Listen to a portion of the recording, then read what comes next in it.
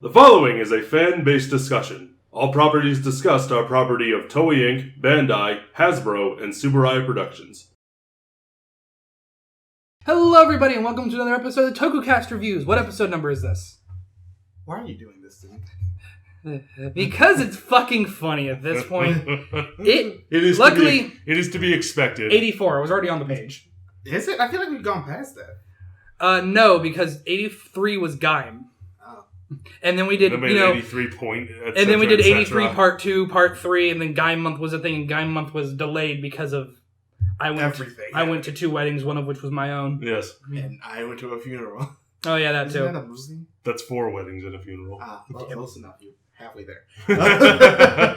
Halfway there. Anyway. Copyright. The Boom Comics. Specifically Mighty Morphin. Our first comic review. Yeah. People have been asking about this for a while, though. Mm-hmm. And this time we're only doing 1 through 23. I thought it was 26. 23. Okay. Because 24 starts... Well, that's like the precursor to Shattered. To Shattered Grid. And we're going to save that for the next time that we end up rolling around to this. Because after this... Because let's be honest, Shattered Grid kind of deserves its own review. It does. It does. And then we got Beyond the Grid and Necessary Evil, but that one's not done yet. So the first 23 the first 23 issues. Sorry. Mm-hmm. I really want to hear what you two thought. I'm not really going to split this one up as much as some of the other ones. This is much more of a what do we like, what do we didn't like, kind of, but not because it's bad, just because it's such a different medium than we're used to. Yeah, Mm-hmm. It's a little longer. We don't want to go to like a full story. I feel like other channels have done this. Yeah. Especially with this series because this one got super popular quickly. You've got Comic Story and Variant Comics. You've got a bunch of comic-centered... If you want the story, you've got a bunch of comic-centered channels that you can really go to. Or you could read it yourself. Or you can read it yourself. Or read it yourself. I actually really suggest doing that. Oh, no, it's absolutely... When I heard that there was a, like, fully serialized Power Rangers comic book, I was a bit skeptical. I think a lot of us were, because we were expecting that cheesiness. I didn't really know this particular story existed until we agreed to review it. Because I knew about Shattered Grid, but I didn't know about what came before it. Yeah. I think that's sort of how I fell into it, too.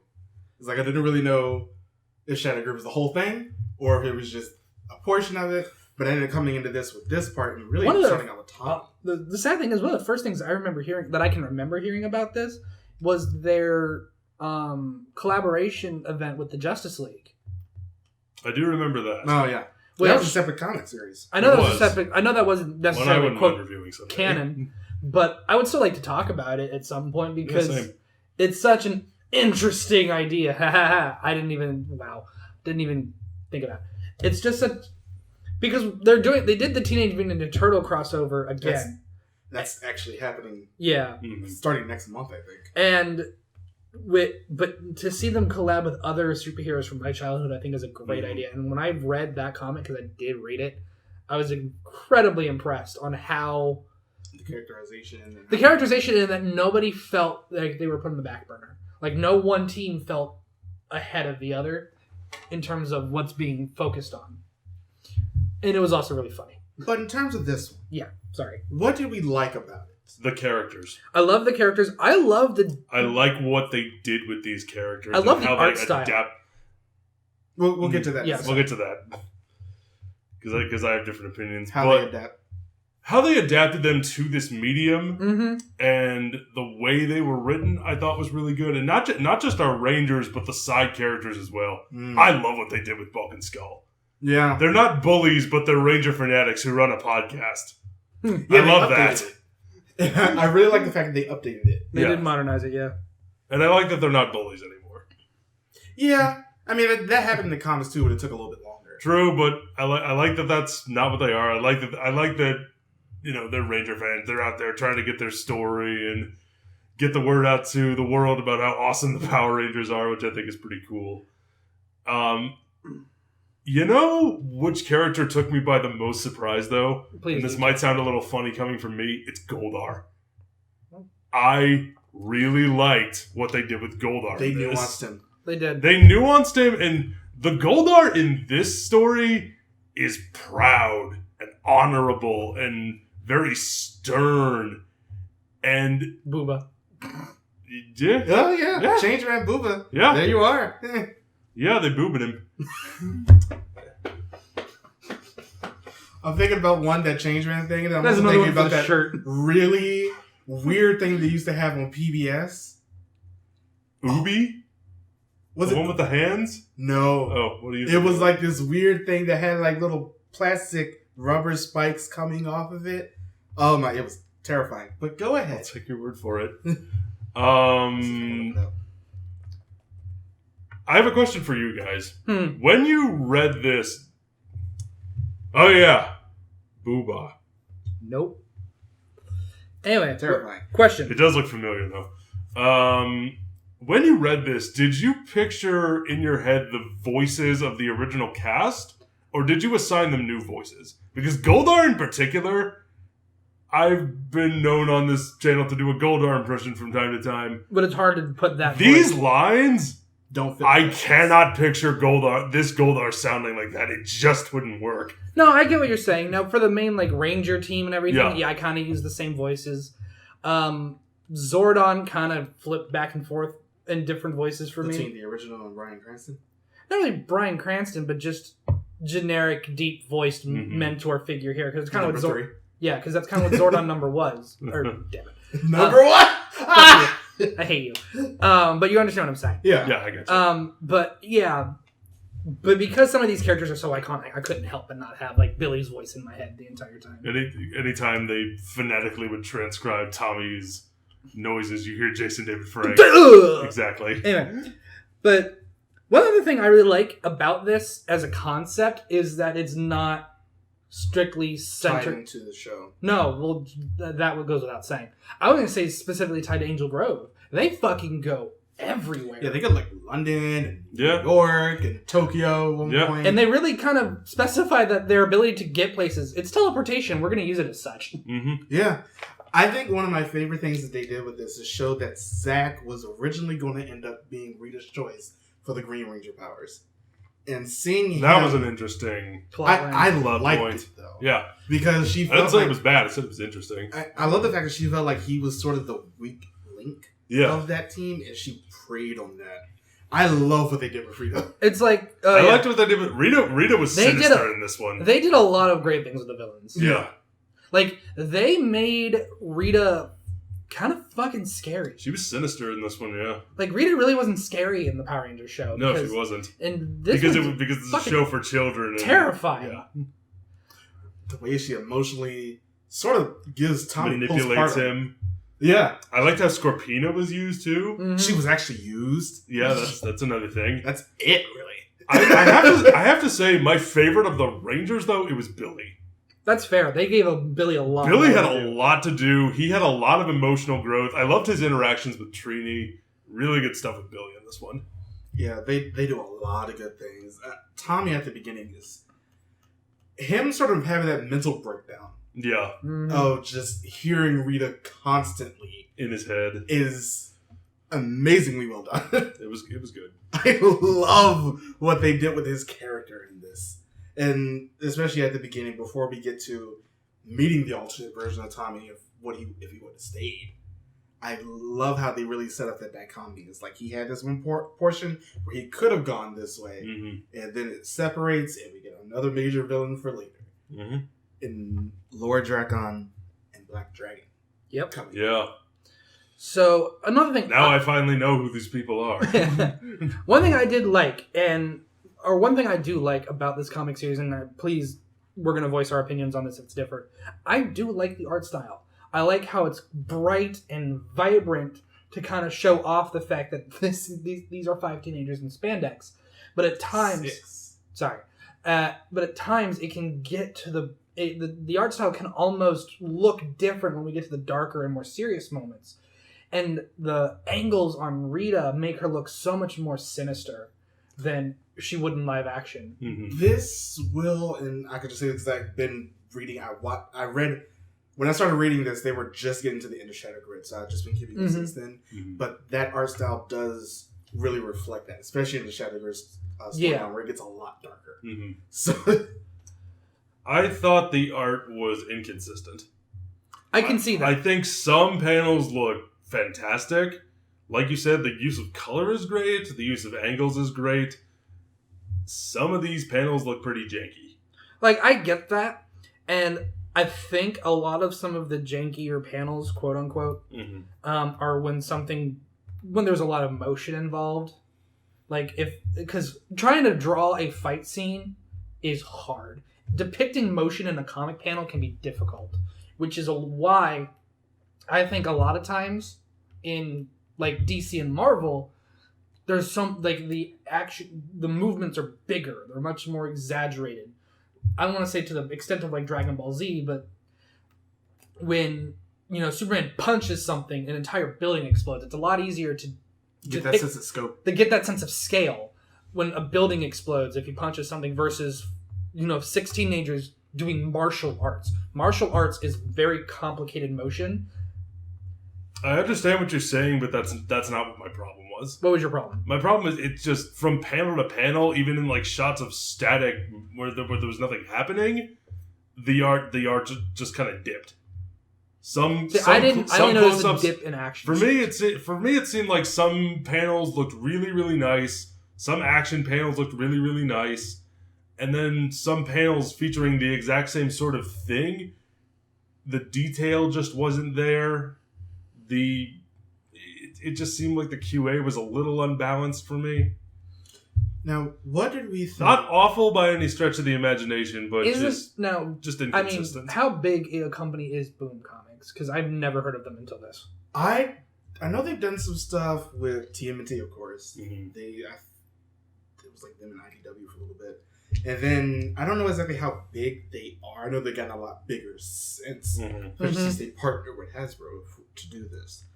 Right. I guess if there was a smaller company, I'm trying to justify in my head how. I don't think you need to justify it. It's just I'd like to know if something. I guess it's just the OCD perfectionist side of me. But if something's inconsistent, I kind of want to know why. Fair enough. I'm not saying that we should ignore it because they're a small company or a smaller company. Now, what do we think about actually seeing the world of Lord Drakkon with the coinless and seeing how that world is just so depressing, astronomically different from the regular one? I liked it. Oh no, I love it. The way that they built up that world, the way we built up there, the way that they got there, yeah, and seeing. It's Billy and Tommy who get transported there first, right? Mm-hmm. Seeing them reunite with their old friends that are still alive, especially the way Billy and Trini interact. And then Aisha, I thought it was great. Yeah, Aisha's there. Rocky are there. Yeah, because they're not part of the original team. Yeah, and seeing them in this one, that was a nice touch. They actually don't get introduced into the main comic continuity until pretty much Necessary Evil, actually. Yeah. And then the stuff that they do for Skull in this, I can't remember if that happens here or if it happens a little bit later, but he's a red sentry, and he's like their spy in Lord Drakkon, which I think was perfect. By the way, they give them so much, and I love the fact that we got to see this is how Skull grows in this type of world, and he. Even though he doesn't have the biggest part, favorite character in that part. Oh, really? I get that. Just because it's so different, but I'm sitting here like, I can see how you got to this point, especially coming off of like the end of In Space. Yeah. I can see how he got there. For me, it was Trini. For this particular world, because the way that she, in the same way, like we see how she's got to this point, how she's so caring in the main timeline, but then we get to Lord Drakkon's world, and she's just closed off everybody because she's lost so many friends, and it was really sad. Yeah. And I thought they handled that well. Yeah. It's unfortunate. Since we're not talking about Go-Go here, we can't really talk about Ranger Slayer, who comes in. Yeah, she's not here yet. Yeah, she doesn't come in until Shattergrid and the MMPR portion of the comics, and Go-Go, she comes in when they start their Shattergrid portion. The thing is, I'm sitting here like, there's so many things I want to say, but I can't say yet because we haven't gotten to that part of the review. It's just like Shattergrid ends up taking up. When I think about these comics, that's what I go to. Yeah, okay. But I thought this was it's refreshing. Mm-hmm. to see, even if I'm not the biggest fan of MMPR, I'm a much bigger fan of later seasons. Yeah. Which Same. they're sort of hinting that they're actually going to do some of the other ones. No, That'd be yeah, nice. it would be great. But I think it's just refreshing to see these characters in a much more serious setting in terms of the stories that they're given and what they're given to work with as characters, as opposed to the 90s cheese that we're used to seeing when we rewatch Mighty Morphin Power Rangers. Yep. So I think it's really... Like, there are some good, deep moments in MMPR. Mm-hmm. Like that one episode where they find out Skull is a pianist. Yeah. And he's afraid to tell anybody because he's afraid he'll be made fun of. Mm-hmm. And, like, the whole thing is, like, if Bulk's really your friend, he'll support you. And Bulk's fucking crying at his concert. Aw. Like, there's an episode like that. Like, there's more of that kind of emotion throughout the entire comic, which I think is really nice. I love this. The comics are one of those things where I just went in. You can definitely tell that this was written for the people who grew up on it, not necessarily the people who don't know what it is. Yeah. Well, even if you don't know what it is, I still think you can get something out of it because it's well written. Yeah, but you can tell, like, the main target audience, like, this is for the people who are now 30-something who grew up watching Power Rangers. Yeah. They also do end up setting up a lot of stuff that ends up happening later. Tommy finds Saba, for example. Oh, yeah. Yeah. The alternate I timeline. liked what they did with Saba in this. Yeah. Because that's how they get to issue 40 with Necessary Evil. That's where... It's not so much that's where that starts off. Saba's important. Yeah, it's like Saba's important enough that he gets a whole new power set from it. Mm-hmm. That's how we get the White Ranger later on. Yep. But I just love... I love so much of what they did, and also really reiterated for me playing the board game how much I hate the Macedon Troopers. Yeah, the bastards. You know one story element that I really liked? It's when the Rangers lose their powers and Tommy uses the Green Ranger energy to give them back. Yeah. And they all have green suits. That was just cool. There's a lot of cool concepts they play with in this comic series. Yeah. Like, there's that. I think there's one issue where all of their power coins get swapped, so they all get to be different colors.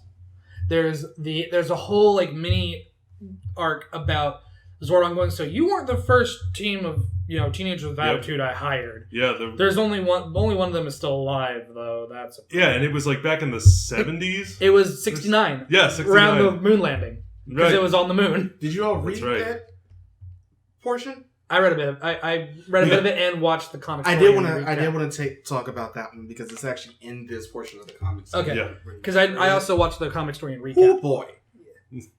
Psycho Green. Who was a previous 5-man. Yeah. Technically a 6-man because 5-man didn't have a green on their Yeah. team. They just went back to him recently with the graphic novel between Andros Caron and the Psychos, which I have issues with, but we'll talk about that much later. I love that we get to see the fact that another team did happen. Mm-hmm. And I love how the big team happened so many years ago. I also love how I think it was the big Russian dude was pink. Yeah, the Pink Ranger was a guy. And then what? I think there were 5 of them. Yeah, there were 5 of them. Wasn't the Tyrannosaurus a woman too? Yes. Yep. Yeah. Grace. She was the one who lived. She was the one who lived. There were only right. 2 of them who lived. Oh, that's right. Her and Yellow. Mm. Everybody else died. Yeah. What was it? Pink got his mask shattered and In space. In yeah, space. and he died. Not Power Rangers in space. Yeah, not even Power Rangers. How they treat space, where you can breathe on the moon. No, they died. That was Lost Galaxy. Either way, when I they mean, were in the the what was the name of that stupid movie where they were all killing the bugs? Starship Troopers? Yeah, they're in the Star Trooper That was outfits. great. No, but I just love I how know exactly what they you're stole talking the about. costumes though. I know they did. Because I remember watching History of Power Rangers with you and going, oh, hey, it's the Starship Troopers costumes. And I didn't even think he made a joke about that. You probably did. but I just love how No. there are consequences, Mm-hmm. Yeah. and it Like death. shows Maria. People fucking die. Literally, we'll talk about that more when we get to Shattered Grid because things start going real dark real fast. As soon as Jen shows up, it's like, fuck. Because once Time Force shows up, So there's a problem. It means someone gonna die. I cannot wait until we get to Shattered Grid. It's going to be a little bit before we talk about it. or in case of Time Force, someone gonna die, not be dead, and just be total douche nozzle afterwards. We're probably only actually in the Your actions in the past have drastically changed the future. How? I can't tell you. Damn Why? Just giant Y on the screen. Actually, I think the next time that we'll talk about the comics will be the first it'll be our first one in 2020. That's fine. So it's just like, if you haven't read this, and I know we have not talked about Shattered Grid, that's how we're going to start off the new year. So there's nowhere else to go but up. Yeah, because that storyline is great. The one following it, but But anyway, let us know what you think of the Boon comics. Are there any other thoughts we want to say about these comics before we... just read them. Yeah. They're so interesting. They are very... Especially if you grew up watching the show. I don't think they're great, but I would recommend them. They're good enough. Well, that's just me. That's fair. But let us know what you think about in the comments below. We are trying to figure this out. We are trying to do a stream the weekend of November 15th, I believe. Yes. So the 16th will be... The 16th, November 16th. We're trying to figure out a stream, and it won't be like our normal streams. It will be on the Switch. We have a capture card that I'm donating from the graveyard of Nerd in Denial. And by us saying that, you know what game it's going to be. No, don't say it. No, they know. I know they know, but let the people who are a little behind, let them figure it out in the comments section. But as always, like us and follow us on all the things. Subscribe if you haven't, and we will see you guys next time. Oh, what? Before anything, or not? Okay. Next time, what? We're gonna do a little bit of catch up because we're sort of actually getting near the end of the Garo, like just the live action portion so far. Mm-hmm. The most recent season has started off, though. I think the movie comes out Halloween. Of course it does. We're gonna be doing the last couple of Garo movies that we have: the Token Flute, the one with Biku, and I believe there's one more. The next Garo thing we'll be doing after this is season 1 of the anime. So Okay, fan-fucking-tastic. I can sum that up in like 3 sentences. First half sucked. Second half okay. third half. The what? You said 3 sentences. First half. Yeah, I didn't get to the third sentence. You interrupted me. Third. Yeah, the third sentence is don't watch season 2. Well, this is why we're only going to talk about season 1. Yeah. And then 3. We're not talking about 2. I actually have to finish 3. But don't forget to join us on all the things. We'll see you next time. Bye, everybody. Bye. Bye.